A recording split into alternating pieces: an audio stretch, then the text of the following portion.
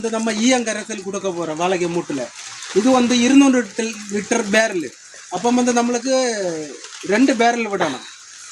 அப்போ 400 மூட்டை வாழைக்கு நம்ம 2 லிட்டர் பேரல் கலக்க போகிறோம். இப்போ ஈயங்கரைசல் விட போகிறோம் பார்ப்போம்.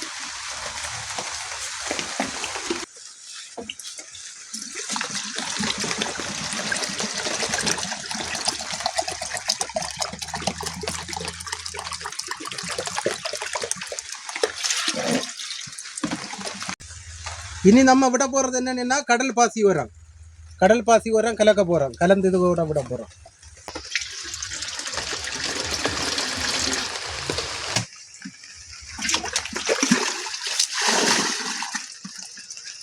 நம்ம இயற்கையாக வந்து நம்ம வாழைக்கு வந்து இயற்கை விவசாயம் செய்யலாம்.